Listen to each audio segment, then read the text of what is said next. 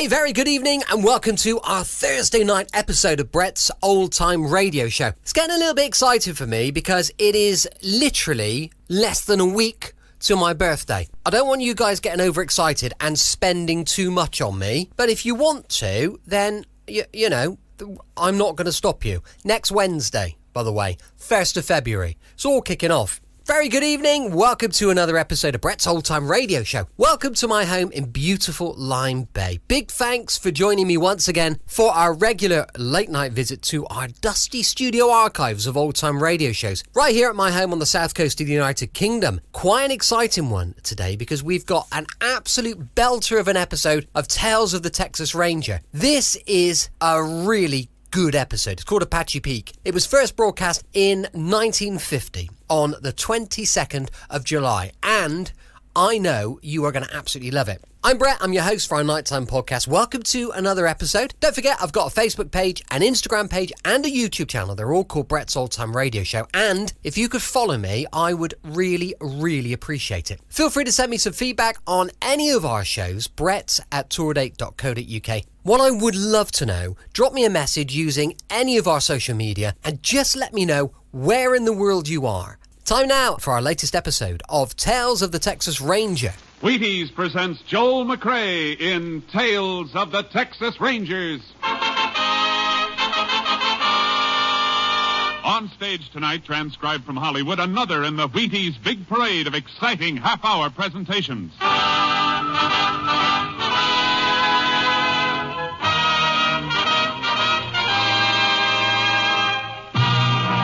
Tales of the Texas Rangers, starring Joel McRae as Ranger Pearson.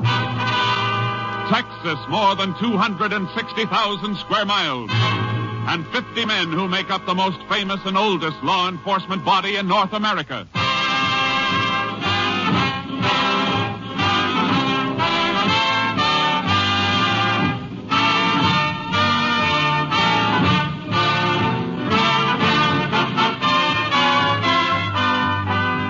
From the files of the Texas Rangers come these stories based on fact. Only names, dates, and places are fictitious for obvious reasons. The events themselves are a matter of record.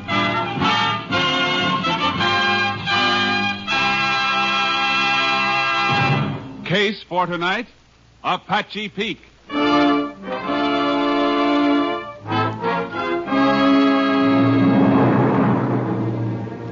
Shortly after midnight on October 4 last, a late model blue sedan came to a stop at a traffic light on the highway leading southwest out of Wichita Falls, Texas. While the driver waited for the light to change, a figure moved out from the shadows and tapped on the window of the sedan. Going toward Haskell, mister? I didn't hear you with the window up. Said you're going near Haskell. I don't know. Where is it? I'm headed for El Paso. That's my direction. How about a ride? All right. Hop in. Thanks.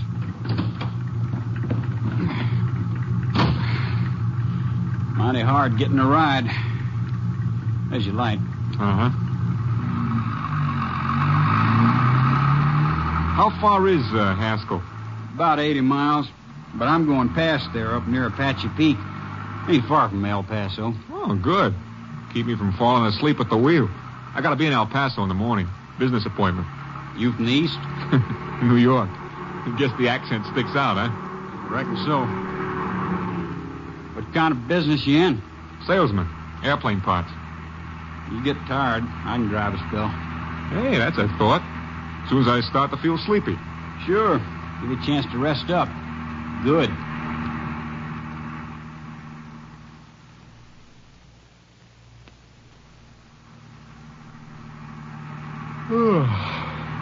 It's almost 4 a.m. Be in Odessa in 20 minutes. You want to take over? Yeah. Guess I can stop any place on this highway. Haven't seen another car in an hour. Yeah, I'll slide over. You get out and come around. No, you get out. Well, it's just as easy for you. Hey, what are you doing with that gun? I need money, mister, and you got it. Oh, sure. I'll give it to you. I won't report it or anything. I'll give... I know you won't, mister. Oh!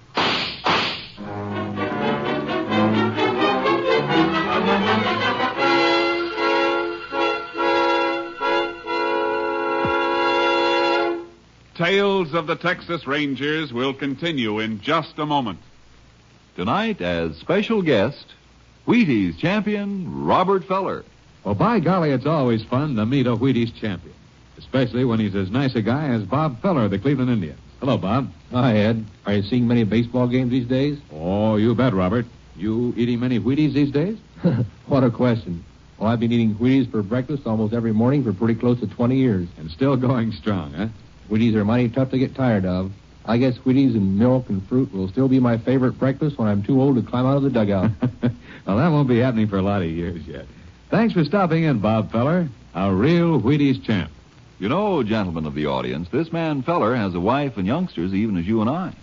His paycheck depends in part on healthy energy, just as ours does. Get my point? We need 'em too. Wheaties, breakfast of champions. Get yours. And now, back to our story with Joel McCrea as Ranger Pearson.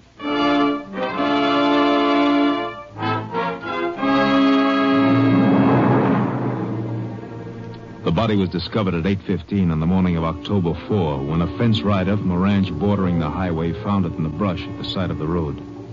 He reported the discovery to the nearest sheriff, and the sheriff relayed the report to the Texas Rangers. Ranger Jace Pearson was assigned to the case.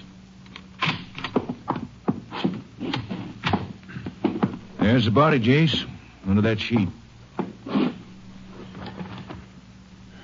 Where was he found, Sheriff? Oh, about 11 miles east. Must have been dumped out of a car.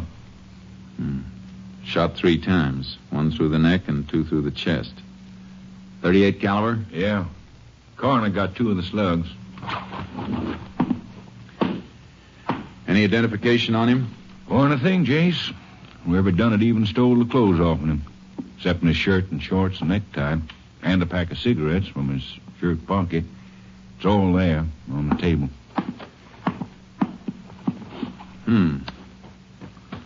Laundry mark on the shirt. That might help. Coroner say how long he's been dead? Oh, since 4 or 5 o'clock this morning.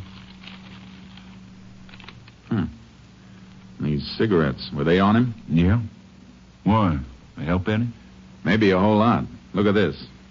New York State tax stamp. Can you make something out of that?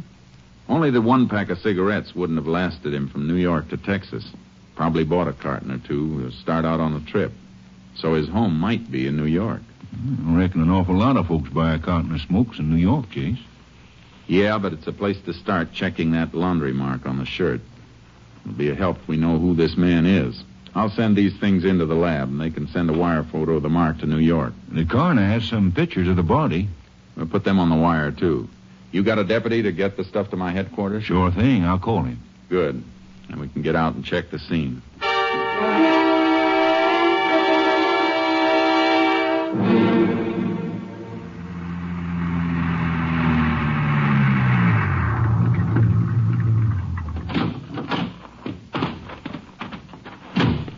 Had this little piece of road here blocked off so no cars could wipe out anything. Good. Yeah, body was found right in here. Yeah. Dragged in from the road. Back of the heel scraped along there. Clothing caught on the mesquite here. What you picking off there? Little fibers of cloth snagged on here. Lab men get through with these and may be able to tell us what kind of duds they came from. Let's take a look at the road. Fresh set of tire tracks here on the shoulder, James. Yeah, I noticed them. Impressions deeper here. That's where they stopped. Look at the marks around it. Body was dragged out of the driver's side. That makes a difference? Means the dead man must have been driving. So, there's a good chance it was his own car. I reckon that adds up. But how about the other fella? Could be the same old story, Sheriff. A hitchhiker. Man'd have to be a fool to take a hitchhiker through this country, hadn't I? Yeah, a fool. The trouble with fools is most of them are nice people. And they don't rate being killed. I'm going to play a hunch. Make some work for the highway patrol. Captain Stimpson's out on investigation. I may be able to reach him in his car. Unit 10 to Unit 3. Unit 10 to Unit 3. Unit Unit 3 to Unit 10. Go ahead. Unit 10 requests all points bulletin alerting Highway Patrol and Ranger units to stop and check all cars carrying New York State plates. The exhibits you sent over have arrived, Unit 10. You're not just going on that cigarette tax stamp, are you? No, Captain. Murder scene check indicates victim was driving car he was dumped from. Might have been his own. Worth trying, I guess. How soon can we expect report from New York police on laundry mark? That'll take time, Unit 10. We'll keep you informed. Lab reports on exhibits in a few hours. We'll keep Unit 3 informed if I move from this location. Unit 10, 10-4.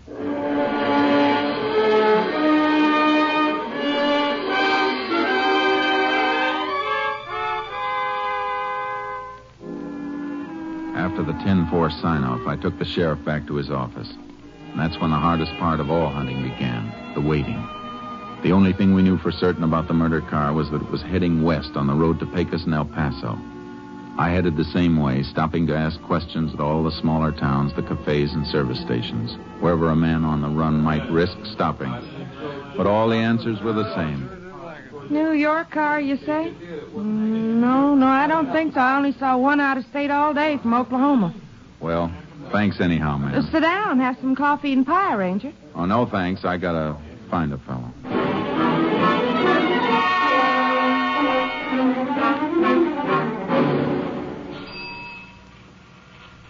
No, I'd sure remember it if a New York car stopped here for gas. Ain't seen one in a week. Well, thanks. Ranger. Yeah? The kid runs the pumps a little while I'm eating. Maybe he saw something. I'll call him out if you want to wait till I catch this fella's windshield. I'll wait. Oh, well, gee, I just remembered. The kid didn't sell nothing today. Well, thanks anyhow.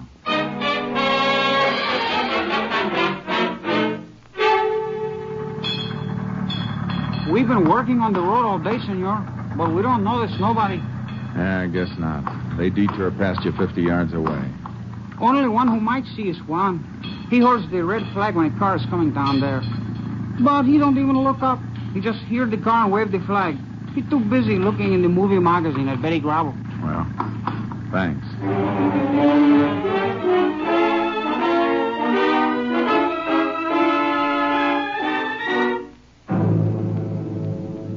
By nightfall, I was just outside of Pecos. I pulled into a grove near an auto court, a place I'd stopped before. Let my horse Charcoal get down from the trailer. Barely got him unloaded when another ranger car pulled in.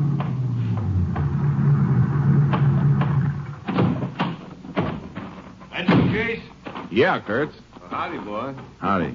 What are you doing down here? Got a teletype for you from headquarters. Murdered man's name was Roger Bradley, New York City. Salesman for an airplane parts outfit. Identification positive? Yeah, pictures, laundry mark, everything. Police up there traced the laundry mark. Bradley's wife identified the pictures. Was married, huh? Yeah, 3 kids. Car you're looking for is a 49 blue sedan. Here's the make and license number. Highway Patrol hasn't spotted it anyplace. Nope, but here's a list of all the clothes Bradley was carrying on the trip. Pretty complete description. Can't understand why nobody's seen that car. Killer might have gotten out of the state. Had a good start. I hope that isn't it, Kurtz. 3 kids have to grow up without their father because of a gun-crazy hitchhiker. I know what you mean.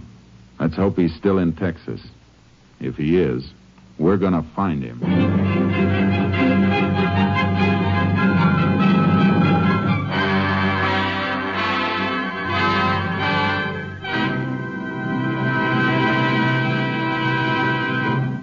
In just a moment, we continue with Tales of the Texas Rangers, starring Joel McCrea as Ranger Jace Pearson.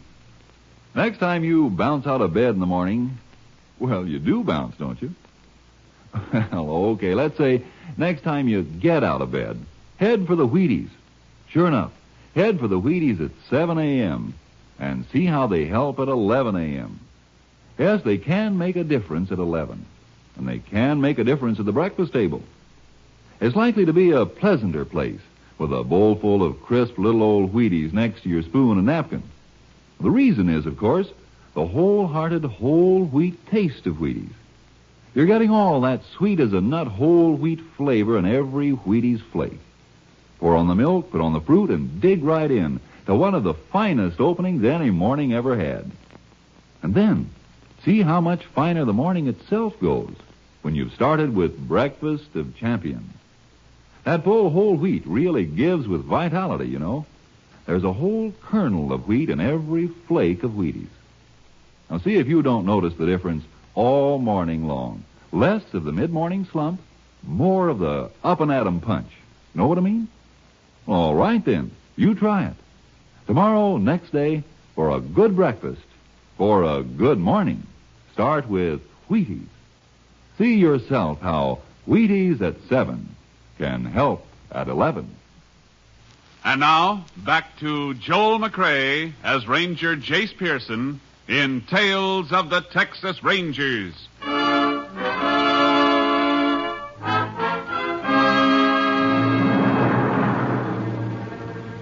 For the next 5 days, Ranger Kurtz and I worked our way west, but we couldn't get a lead. Then on the afternoon of October 10th, 6 days after the killing, we stopped and unloaded our horses at Eagle Flat in Hudspeth County. Blacksmith's place is open? Yeah. Horses can drink from his trough.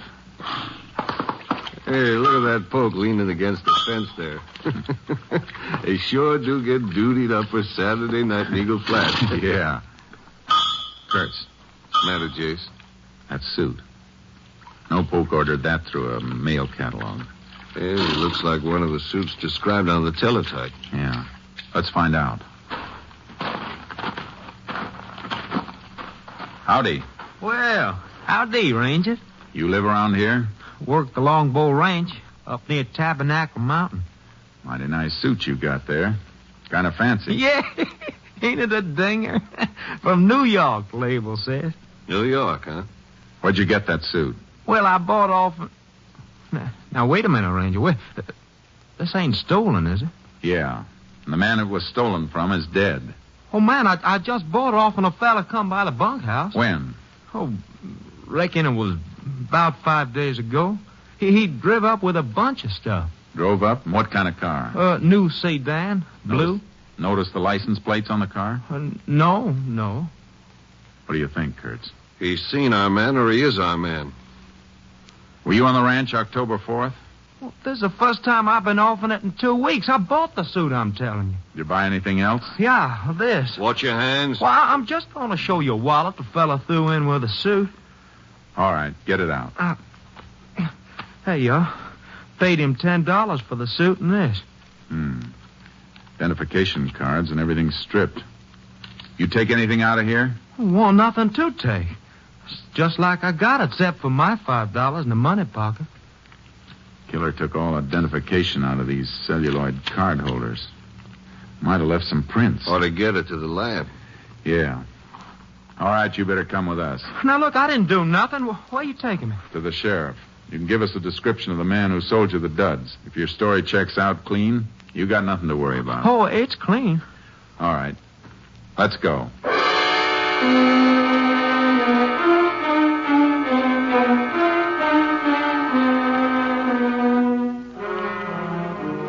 We checked the poke's story at the Longbow Ranch. He was telling the truth, all right. At least we had a description of the man we were after now. About 20 years old, dark, 5'7", about 140 pounds. Kurtz and I unloaded our horses. Which way we riding, Jace? Come on, boy. Head north, into the hills. Road peters out past this ranch, though. Nothing but a trail. We might have turned back to the highway. Alarm was out by the time he passed here. If he went back to a main highway, the car would have been spotted.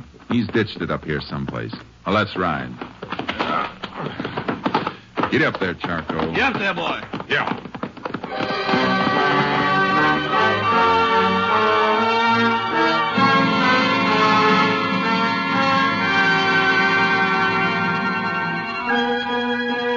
We rode north from the Longbow Ranch, cutting into the mesquite and cedar that flanked the road.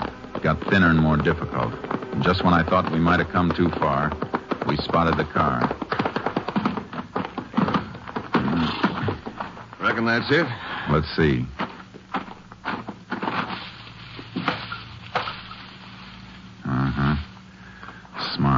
rolled it into a gully, and then covered it with dirt and grass. Nobody'd ever spot it unless they was looking for it. Let's get back and report it.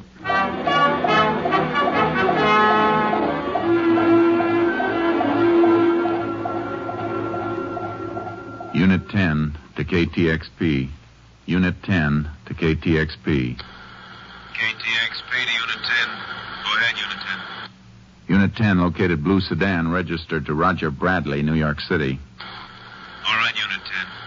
KTXP just got report of fingerprints on celluloid card holders of wallets sent in. One set definitely those of murder victim Roger Bradley.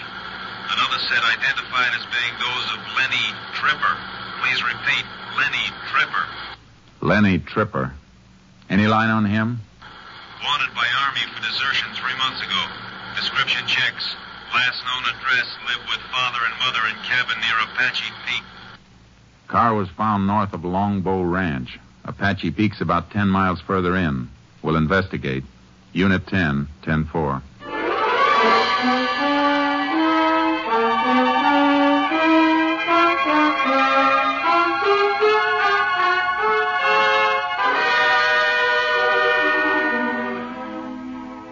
It was sundown when we got started. The country we had to go through is tough enough by daylight. It was after midnight when we sighted Apache Peak, but there was still a light on in the cabin nested down in the foothills. Whoa, boy. Easy. Keep kind of late hours up here, don't they? Too late. Better tie the horses to that mesquite. We'll slip up and look in. Yeah. Come on, boy. Jace. Something moving over there. See it? Looks like a couple of burros. Let's take a look at them.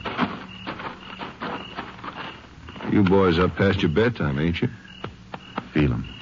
Both in a sweat, all caked up. Been packing, too. Yeah, the hair's matted down where they've been cinched. Funny time to be working burros. Yeah. Come on. Let's see the house.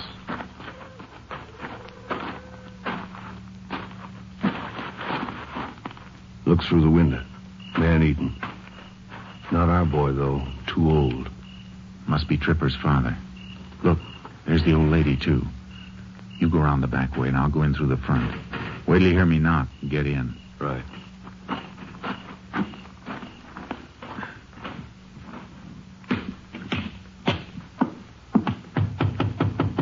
Open up. Who's there? Texas Ranger. What do you want? Lenny Tripper. He ain't here. Mind if I come in and make sure? Let him in. Come on. Oh, what? Just another ranger at the back, Mrs. Tripper. You want to let him in, too? Go ahead, man. Don't mind if I finish eating, do you? No, go right ahead. This your regular mealtime? I eat when I want to. Nothing out back, Jace. Where's your boy, Mr. Tripper? You're the ranger. You find him. We ain't seen him in a year since he joined the Army. You haven't seen him in the last 3 months, either. Since he deserted from the Army. You heard what she said. Get me a smoke, Mo. If you want to help your boy, you better help us. All right. I'll help you. He's in Mexico. Been there more than a month. Mexico, huh? Thanks. Mind if I have one of those cigarettes, Mr. Tripper? Yeah, I mind. Reckon you can buy your own? Well, I just got a hankering for one of those. Can't always get a cigarette like that. What do you mean, Ranger? A New York tax stamp on the pack, Tripper. Those cigarettes were stolen from a murdered man 6 days ago. Murdered man? Shut up! What were you doing with those burros outside? They've been packing. I was bringing some stuff down. Been prospecting up the peak.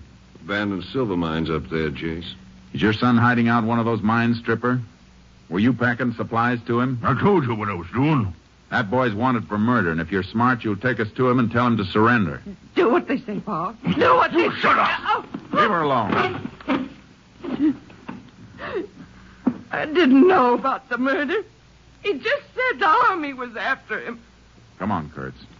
We better go up after him. Oh, don't hurt Go ahead, Ranger. Don't hurt Go after him. He'll kill you, that's what he'll do. He'll kill you.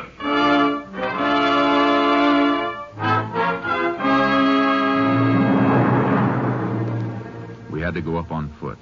It was too treacherous for the horses, and trailing over that rocky ground in the darkness slowed us to the crawling speed of an overfed snake. There got to be less earth and more rock, and the burrow tracks grew fainter.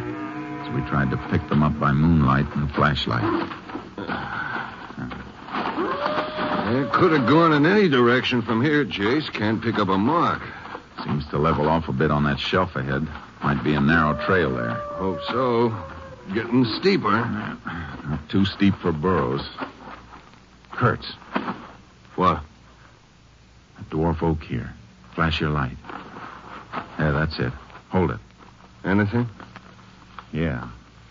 Branch bent. It's been brushed. Look here, been nibbled a bit, too. Recent. Torn leaves are still fresh. Well, we're headed right, then. Must have gone straight ahead between those big rocks. Yeah. Yeah, this is it, all right. Look at the side of the rock. Flecks of mica peeled off. Little fiber stuck. Burapack ropes must have scraped it. Let's keep going.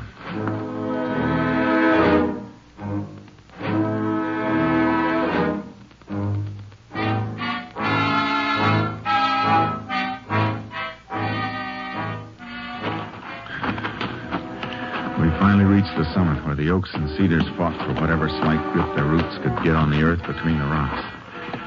Dawn found us on a high shelf facing a rise that led to the open mouth of an abandoned silver mine. Trail leads straight enough now. Yeah. He's there, Chase. Yeah, but 20 feet back in. He could pick us off and we'd never even get to see him. Stay down and keep the hole covered. What are you going to do? Just call him out. Tripper! Lanny Tripper! He ain't going to answer, Chase. You can't get out, Tripper. Stay down, Chase. Oh, he's got a rifle as well as that .38 he killed Bradley with. You gonna come out, Tripper? Why don't you come in, Ranger? If we'd only packed a stick of dynamite, he'd come out soon enough or be buried in there. Maybe the idea of dynamite would be enough.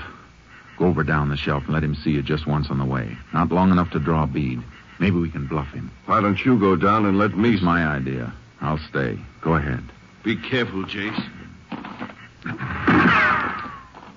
You missed him, Tripper. I won't miss the next one. You're not gonna get another shot. He went down to our burrows to get some dynamite. We're gonna seal you in there, Tripper. You better come out.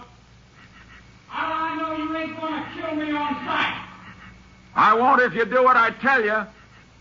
Leave your rifle in there and come out with your hands clasped behind your head. Put your rifle up on a rock where I can see it and it's a deal. All right, Tripper. Now come out.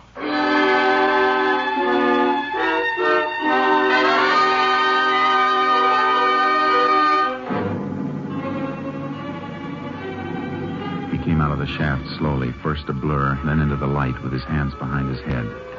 I got up and he walked toward me.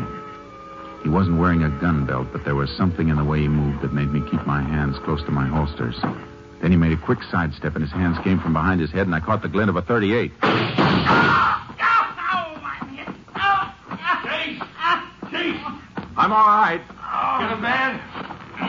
Gun hand and arm. Put a tourniquet on, and we'll take him down. What's the matter with you, Chase? You look kind of funny. Just thinking of his folks down there. His mother and even the old man. Just trying to help him because he belongs to them in spite of everything he's done. Folks are like that. We got to bring him in and break their hearts. Yeah. Makes you wonder why he ever wanted to wear a badge. Until you remember the man he killed and the 3 kids who'll have to grow up without him. That makes you know you couldn't ever want to do anything but wear a badge. There's a tourniquet. That'll hold him. All right, Tripper, on your feet. Let's go.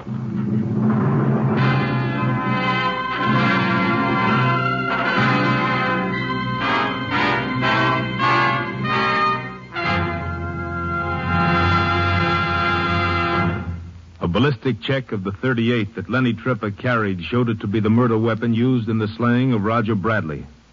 With that and other evidence accumulated by Ranger Pearson and the department, Tripper was convicted and sentenced to death in the electric chair.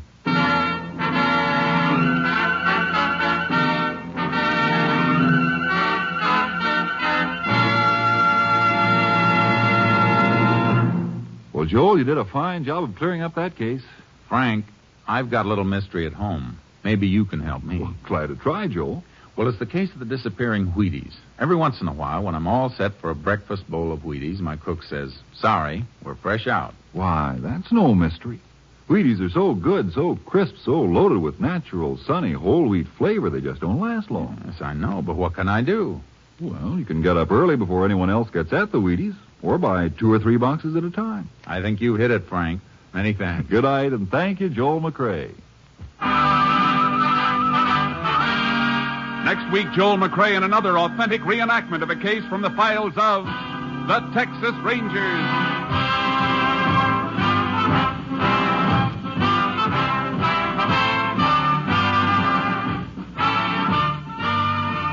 Joel McRae will soon be seen in the MGM production Stars in My Crown. Tonight's cast included Tony Barrett, Bill Johnstone, Sam Edwards, Paul Duboff, Byron Kane, and Virginia Gregg. And this is the Wheaties man, Frank Martin, inviting you to listen on Monday to Frank Lovejoy and Night Beat on the Wheaties Big Parade. See you then.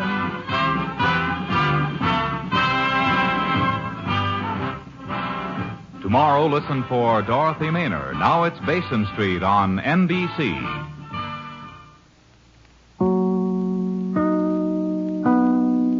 Welcome back. I do hope you enjoyed our latest episode of Tales of the Texas Ranger. And with it being a Friday, of course, we've got Stepso and Son tomorrow, going live at 5 p.m. GMT. You can email me, brett@tourdate.co.uk. I'd love to know your thoughts on the show, and I would love to know where in the world you're listening. I've got a new supporter page where you'll find some extra content and extra shows. Check out patreon.com/Brett's Old Time Radio Show. Thanks for listening. I'll be with you 7 days a week, each and every week, and I'll see you next time on Brett's Old Time Radio Show. Love you. Bye.